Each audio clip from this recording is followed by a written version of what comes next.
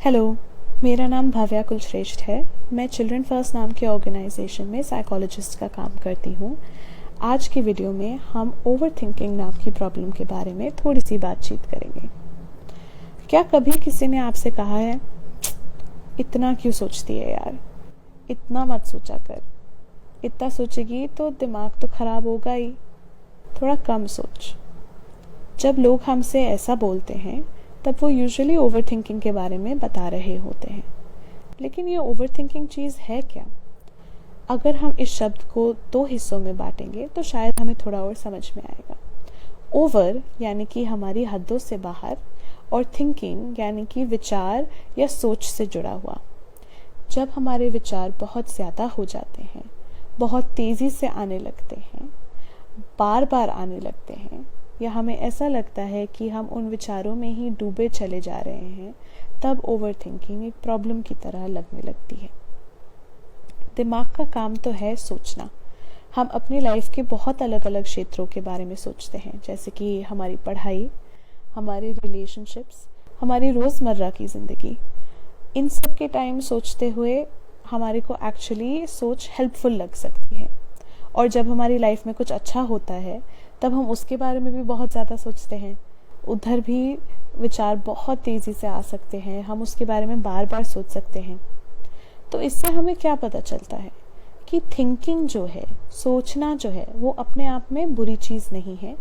लेकिन अक्सर जब वो विचार उन चीज़ों से जुड़ जाते हैं जिनकी वजह से हमें उदासी या एंग्जाइटी यानी कि घबराहट या तनाव या बेचैनी महसूस होती है, तब ये हमारे लिए प्रॉब्लम हो सकती है। अक्सर लोग मुझसे पूछते हैं, फिर हम ये थिंकिंग बंद कैसे करें? जैसे पहले मैंने कहा था, थिंकिंग हमारे लिए कई बार हेल्पफुल रहती है, तो शायद उसे बंद करना हल नहीं है। लेकिन अगर हम अपनी थिंकिंग को गौर से देखें और देखें कि हम क्या सोचते हैं, उस बारे में कैसे सोचते हैं और कौन सी गति पे सोचते हैं, तो शायद इन चीज़ों पे और गौर से और ध्यान से काम करने से हमें आराम मिल सकता है। तो फिर इस ओवर थिंकिंग वाली प्रॉब्लम का हल क्या है?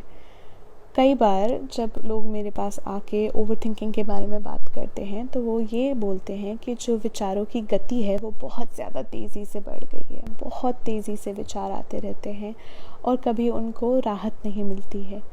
तो आज मैं आपके साथ 3 ऐसे तरीके शेयर करूंगी जिससे हम उस विचारों की गति को धीमा कर सकते हैं और जिससे हम उन विचारों को अपने आप से थोड़ा सा दूर रख सकते हैं।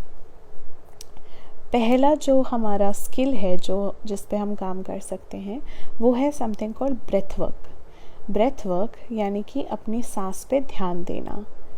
जब हम अपनी सांस को ऑब्ज़र्व करते हैं तो हमें दिखता है कि जब टेंशन या तनाव होता है या बहुत ज़्यादा घबराहट होती है तो ऐसा लगता है कि सांस फूल जाती है, हम ठीक से सांस नहीं ले पाते हैं या घुटन महसूस करते हैं। कुछ लोग ये भी ऑब्ज़र्व कर सकते हैं कि उनकी सांस बहुत छोटी हो जाती है और बहुत जल्दी जल्दी छोटी छोटी सांसें आती हैं। उस वक्त अगर हम अपनी सांस पे ध्यान रख सकते हैं और ध्यान से अपनी सांस को मन में रखते हुए धीरे धीरे से सांस नाक से अंदर लेके मुंह से बाहर निकालते हुए अपनी सांस को धीमा और लंबा और गहरा कर पाएं, तो फिर हमें अक्सर महसूस होता है कि जो दिमाग में विचार हैं वो भी थोड़े से धीमे हो सकते हैं। आप 5 बार सांस लेके, 10 बार सांस लेके, 15 बार सांस लेके महसूस करने लगेंगे कि धीरे धीरे आपकी सांस और लंबी हो रही है और गहरी हो रही है और आपके विचार भी धीरे धीरे से आने लगते हैं।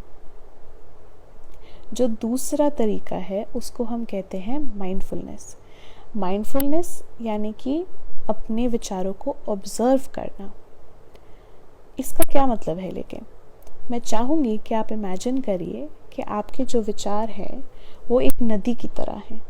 नदी का बहाव कई अलग अलग टाइम्स पे अलग होता है। जैसे कि कभी कभी नदी धीरे धीरे बहती है, वैसे भी विचार ऐसे बहते हैं जब हम आराम कर रहे होते हैं। और कभी कभी गति का बहाव बहुत तेज़ हो जाता है, नदी बहुत तेज़ी से बह रही होती है और हमें भी ऐसा लगता है कि हम उन विचारों में डूब के उसी नदी के साथ साथ बह रहे हैं उसी बहाव में। माइंडफुलनेस का मतलब कि हम उस नदी में से निकल के 2-3 स्टेप पीछे लेके बस ये बोलें अपने आप को कि हाँ, ये विचार आया, घबराहट वाला, उदासी वाला, टेंशन वाला विचार आया, उसको आते हुए मैंने उसको देखा, मैंने अपने आप को जज नहीं किया, मैंने उस विचार को जज नहीं किया, मैंने उस विचार के बारे में और नहीं सोचा। वो विचार आया, मैंने उसको ऑब्जर्व किया और फिर मैंने उस विचार को जाने दिया। ये एक प्रैक्टिस है, इसमें टाइम लग सकता है। हम कोशिश करेंगे कि धीरे धीरे हम इस प्रैक्टिस को बार बार दोहराएं ताकि ये हमारे लिए और भी आसान हो जाए। जो तीसरी चीज़ है जो आपके लिए हेल्पफुल रह सकती है वो है जर्नलिंग। जर्नलिंग का मतलब अपने विचारों को कागज़ पे कलम से लिखना। जिस भी गति से आपके विचार आ रहे हैं, जिस भी तेज़ी से आ रहे हों, जिस भी रूप में आपके विचार आ रहे हों, मैं चाहूँगी कि आप कोशिश करिए उनको वैसे ही लिखना और फिर अपने आप से पूछिए, अब मैं कैसा महसूस कर रही हूँ।